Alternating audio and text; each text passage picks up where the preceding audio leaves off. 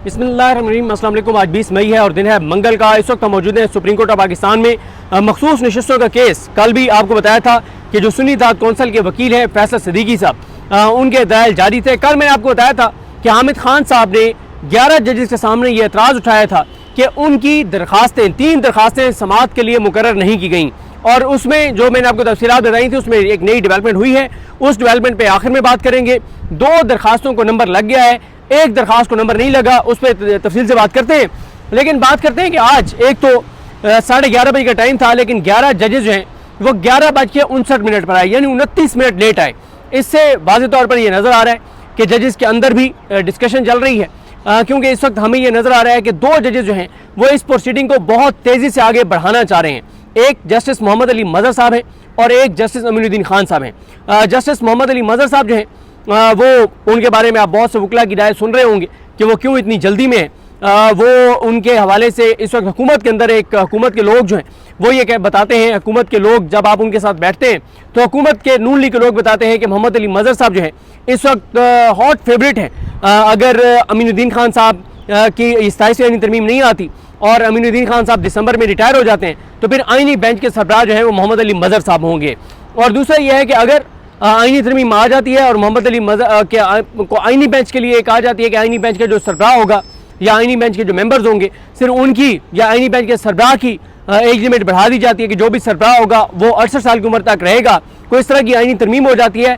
फिर मोहम्मद अली मज़हर साहब जो हैं वो जस्टिस याहिया खान आफरीदी के बाद जो अगले चीफ जस्टिस पाकिस्तान है उसके लिए हॉट फेवरेट हैं, क्योंकि ज़ाहिर है उसके बाद जैसे आयशा मलिक साहबा हैं उनको तो, और मुनीब अख्तर साहब उस वक्त भी होंगे सुप्रीम कोर्ट में जब याहिया आफरीदी साहब रिटायर होंगे, तो मुनीब अख्तर साहब को तो नहीं बनाया जाएगा, ना ही आयशा मलिक साहबा को बनाया जाएगा। तो फिर मोहम्मद अली मज़हर साहब जो हैं वो हॉट फेवरेट होंगे और मोहम्मद अली मज़हर साहब इस वक्त लीड कर रहे हैं।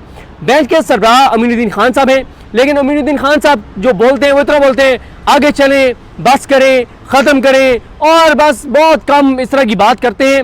जो लीगल साइड पे कॉन्फ्रेंट करना है, जो सवालात उठाने हैं, जो हर चीज़ को निगेट करना है, यानी आज फैसल सिद्दीकी साहब ने जो बात की, फैसल सिद्दीकी साहब जो सुन्नी इत्तेहाद कौंसिल के वकील हैं उनने जो दलाइल दिए, अभी उनका आर्गूमेंट मुकम्मल नहीं होता था, उनकी बात मुकम्मल नहीं होती थी कि मोहम्मद अली मज़हर साहब उसको कैटेगोरिकल रिजेक्ट कर देते थे, नहीं ये तो ऐसे नहीं है, नहीं ये ऐसे नहीं हो सकता, ये ऐसे नहीं है। मतलब मोहम्मद अली मज़हर साहब जो हैं वो इस वक्त प्रैक्टिकली बेंच को वो लीड कर रहे हैं और उनके अलावा इन दो जजेस के अलावा अमीनुद्दीन खान साहब और मोहम्मद अली मज़हर साहब के अलावा कोई बेंच का रुकन इस वक्त जल्दी में नहीं है। इन 2 को बहुत जल्दी है, क्योंकि इन 2 के हवाले से एक परसेप्शन ये बन गई है कि ये केस इन दोनों के मुस्तकबिल से जुड़ा हुआ है, ख़ास तौर पे इन दोनों के। बाकी जजेस को भी एक ज़ाहिर है एक लालच तो दिया गया है कि आपकी उम्र 68 साल तक बढ़ा दी जाएगी, यानी आपकी रिटायरमेंट एज, उम्र तो बाकी तो अल्लाह ताला की तरफ से है, लेकिन रिटायरमेंट एज जो है वो आपकी 68 साल कर दी जाएगी या 70 साल कर दी जाएगी। और इस वक्त 2 केसेस जो हैं वो सुप्रीम कोर्ट में बड़ी तेज़ी से चल रहे हैं। बाकी आम साइलिन के केस सुने या ना सुने जजेस, उनमें बैठे या ना बैठे, उसमें कोई उनका इंटरेस्ट हो या ना हो, जिसका असल जिन लोगों के लिए उनको तनख्वाह दी जाती है। लेकिन 2 केसेस में बहुत जल्दी में जजेस, एक वो बहुत जल्दी में ये मखसूस नशिस्तों का केस का फैसला करना चाहते हैं 15 जून से पहले।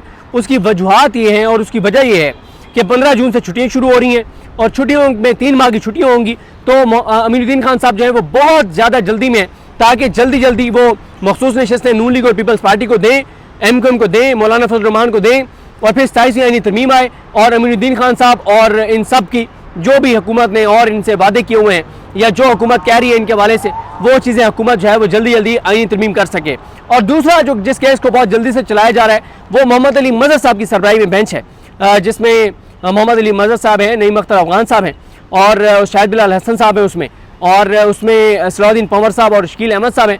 वो बेंच, उसमें भी मोहम्मद अली मज़हर साहब बड़ी तेज़ी से उसको चला रहे हैं, और वो है 5 जजेस ने जो चैलेंज की हुई है, जो ट्रांसफ़र है 3 जजेस की, ख़ास तौर पे जस्टिस डोगर की ट्रांसफ़र को उन्होंने चैलेंज किया हुआ है कि उनको जो चीफ जस्टिस बनाया गया इस्लामाबाद हाई कोर्ट का कायम मकाम, उस केस को भी बड़ी तेज़ी में चला रहे हैं मोहम्मद अली मज़हर साहब। तो इस वक्त अगर आप बात करें तो मेन जो इस वक्त किरदार हैं सुप्रीम कोर्ट में जो बड़ी तेज़ी से चीज़ों को चला रहे हैं वो मोहम्मद अली मज़हर साहब हैं, और बड़ा एक्टिव होके बड़ी तैयारी के साथ वो सुबह 9:30 बजे आते हैं, 9:30 से लेके और 3 बजे तक बैठ रहे हैं। वो बिल्कुल आपको थके हुए नजर नहीं आएंगे, वो पूरे एग्रेसिवली आपको बेंच को चलाते हुए नजर आएंगे और बड़ी तेजी से चलाते हुए नजर आएंगे और हर वक्त वो कहते हैं बस आप दलाल दें, हम बैठे हैं, जब तक आप दलाल देना चाहते हैं आप दें। कल भी उनको हामिद खान साहब ने कहा कि कल तकरीबन वो 1:30-2 बजे जब केस सुन रहे थे 5 जजेस वाला, तो हामिद खान साहब को उन्होंने कहा कि आपने तो उस केस में क्योंकि दलाल नहीं दिया मखसूस नशिस्तों वाले में, तो आप तो फ्रेश होंगे, तो हम तो फ्रेश हैं, आप करें दलाल दें।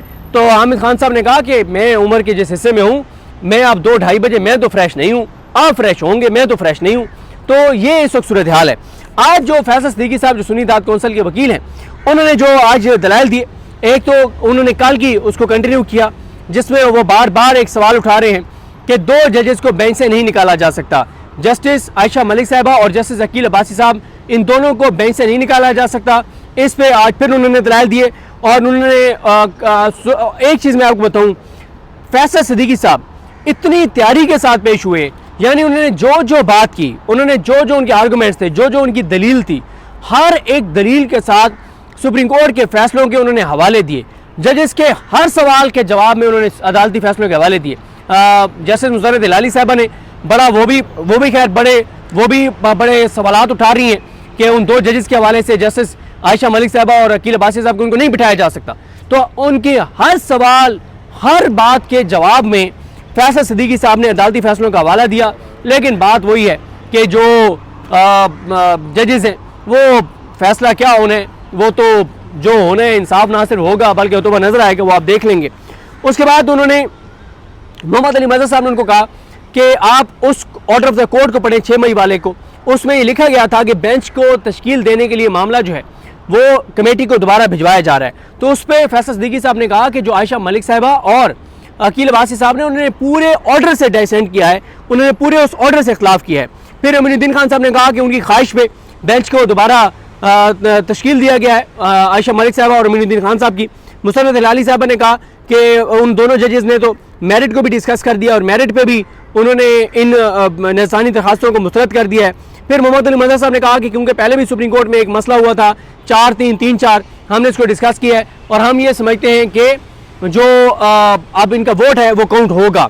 उसके बाद अमीनुद्दीन खान साहब ने कहा कि इस केस में हर चीज़ अगेंस्ट द क्लॉक हुई है, यानी वो अपना माइंड बार बार डिस्क्लोज कर रहे हैं। और अमीनुद्दीन खान साहब और नईम अख्तर रहमान साहब का फैसला इसमें यह था कि इदारे जो हैं, इलेक्शन कमीशन और दीगर इदारे जो हैं, वो सुप्रीम कोर्ट के 8 जजेस के फैसले को मत माने, क्योंकि सुप्रीम कोर्ट का ये फैसला गैर आइनी है और गैर आइनी फैसले जो है वो किसी इदारे को नहीं मानने चाहिए। ये इन 2 जजेस ने कहा था और आज माशाल्लाह वो अमीनुद्दीन खान साहब जो है वो बेंच के सरबराह हैं, आइनी बेंच के सरबराह हैं, अंदाज़ा लगाएं, और वो बड़ी तेज़ी से इस केस को चला रहे हैं। तो उन्होंने कहा इस केस में तो हर चीज़ अगेंस्ट द क्लॉक हुई है, यानी उन्होंने उन 8 जजेस के फैसले को अटैक किया।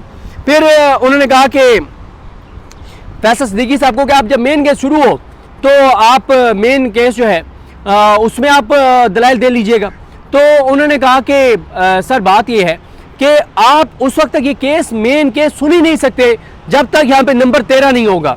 13 जजेस जब तक नहीं होंगे तो 13 जजेस के रिव्यू को आप 11 कैसे सुन सकते हैं और आप उन 2 जजों को कैसे निकाल सकते हैं, आयशा मलिक साहबा को और अकील अब्बासी साहब को। फिर फैसल सिद्दीकी साहब ने कहा कि उन्होंने काजी फाइज ईसा केस, पनामा केस और केसेस और पुराने केसेस के हवाले दिए कि जहाँ पे जजेस ने अगर पहली समात पे डाइसेंट कर भी दिया तब भी वो बैठे, रिव्यू में भी उतने जजेस बैठे, ये सारे उन्होंने अदालती फैसलों के हवाले दिए। और उसके बाद उन्होंने कहा कि जो 11 जजेस हैं, उन्होंने कहा कि हम नोटिस कर रहे हैं, तो उन 2 पे इन 11 जजेस का फैसला बाइंडिंग है, उनको बैठना चाहिए, वो उनको बैठना होगा। हाँ, आप उनको बिठाएं, अगर फिर भी वो कहते हैं कि हम नहीं बैठना और वो रिक्यूज कर जाते हैं, वो एक अलग बात है, लेकिन आप उनको दोबारा बुलाएं, बिठाएं, आप उनको इनवाइट करें कि आप आएँ। हाँ, वो ओपन कोर्ट में आके रिक्यूज कर जाते हैं, बेंच से अलग हो जाते हैं, वो एक अलग चीज़ है। फिर उसके बाद एक मौके पे अमीनुद्दीन खान साहब ने कहा कि आप ऑर्डर पढ़ें और मुकम्मल सच बोलें।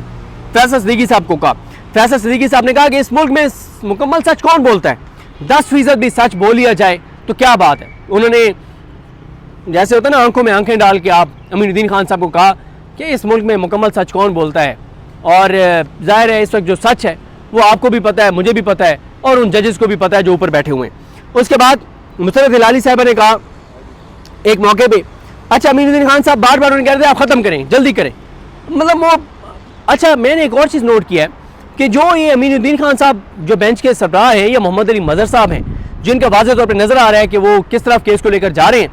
कोई वो नोट्स नहीं ले रहे, जैसे होता है ना कि वो नोट्स ले रहे हों। अच्छा, बाकी भी कोई ख़ास नोट्स नहीं ले रहा सिवाय सलाउद्दीन पंवर साहब के, वो बहरहाल साथ साथ नोट्स ले रहे होते हैं।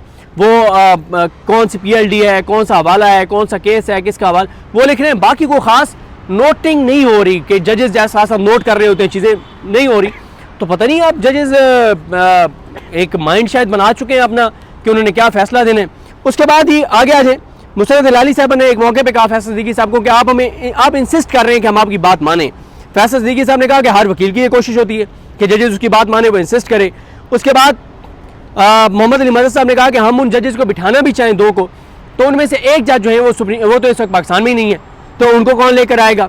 मोहम्मद अली मजहर साहब ने कहा कि फैसल सिद्दीकी साहब ने कहा कि देखें उसका एक तरीका है, कौन सी ऐसी जल्दी है, 10-10 साल से सजाए मौत की अपीलें पेंडिंग हैं, लोग सड़ रहे हैं, मर रहे हैं जेलों में, यहाँ पे फैसले होते हैं, तो जब बरी करती है सुप्रीम कोर्ट तो बंदे मर चुके होते हैं।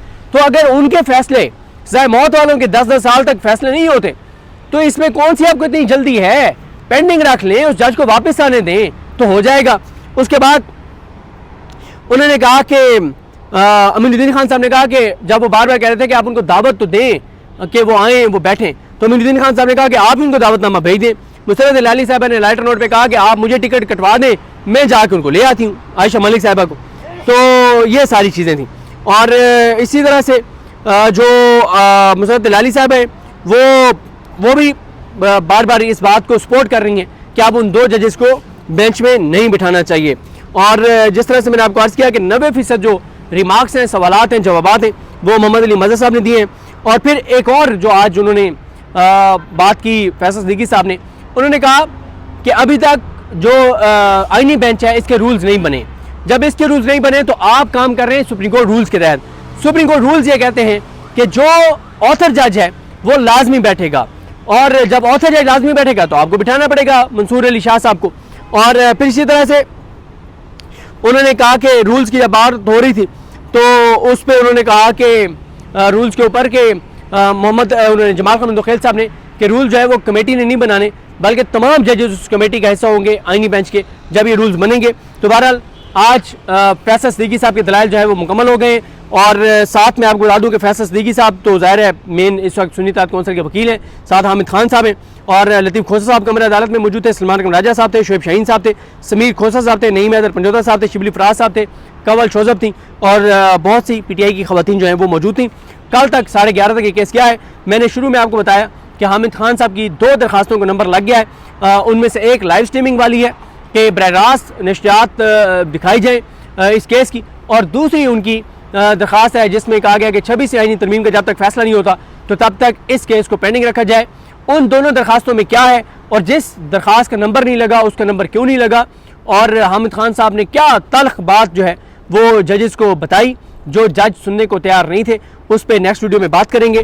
अब कल जो है वो हामिद खान साहब दलाइल देंगे, उसके बाद फिर इन दरखास्तों पे जो अटॉर्नी जनरल है, जो दूसरी साइड है, वो दलाइल देंगे, और फिर देखते हैं ये मामला किस तरह चलता है। लेकिन मैंने आपको शुरू में ही बता दिया था कि जस्टिस अमीनुद्दीन खान साहब और जस्टिस मोहम्मद अली मजहर साहब वो बहुत ज़्यादा जल्दी में है कि जितना जल्दी हो सकता है ये मखसूस नशिस्तें जो हैं इनका फ़ैसला किया जाए, और फैसला क्या आना है वो मुझे प्रेडिक्ट करने की ज़रूरत नहीं है।